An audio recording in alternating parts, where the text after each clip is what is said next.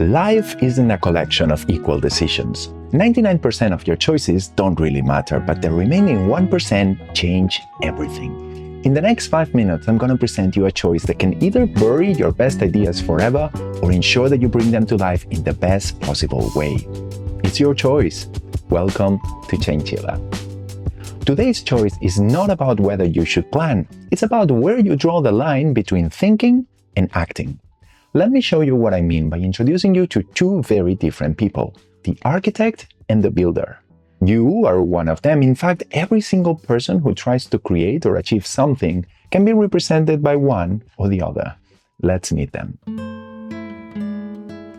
The architect believes that if the plan is perfect, the execution will be easy and success will be guaranteed. They spend weeks, months, sometimes even years optimizing, forecasting, surveying, and calculating every possible risk or buying the perfect gear.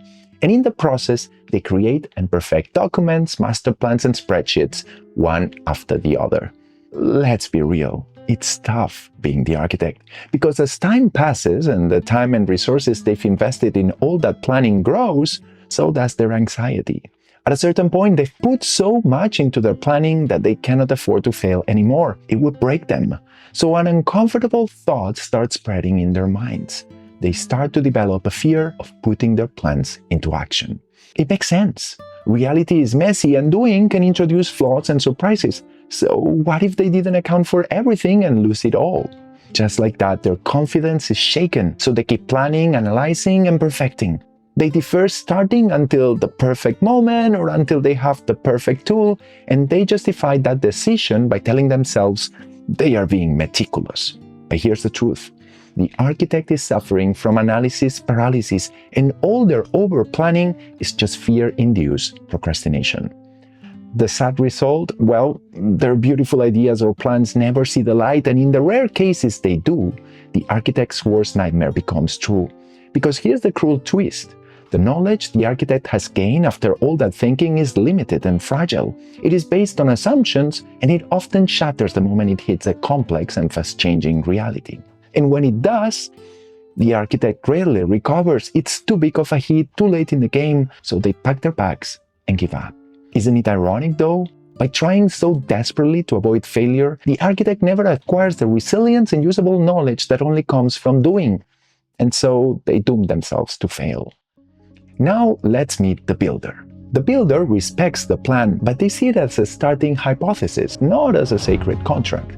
Their goal is not a perfect blueprint, it's momentum. They believe the real learning begins the second they start making things happen. For the builder, the distinction is simple. Action is information. Every mistake isn't failure, it's the immediate high-quality feedback they need for a course correction. If something breaks, they don't stop and panic, they say, "Great, now I know that doesn't work," and they adjust the plan instantly. And here is the builder's secret power. By doing, they not only learn knowledge that is practical and exponentially more valuable, but they gain experience and evolve themselves and get better and better at putting that knowledge into practice.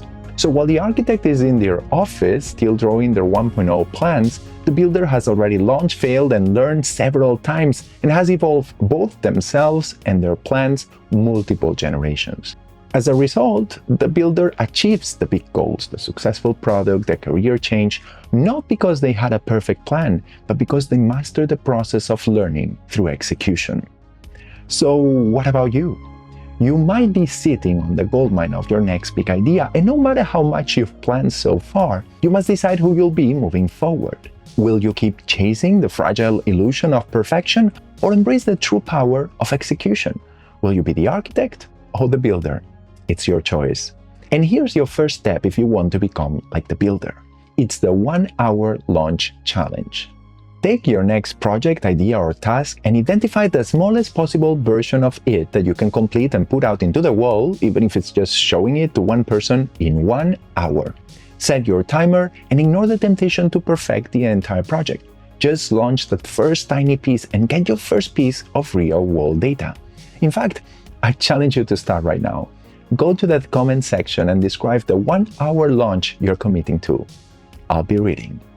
Thanks for watching, and if you enjoyed this video, we have 2 more coming every week, so let your friends know and hit subscribe. See you soon here. As always, and change it up.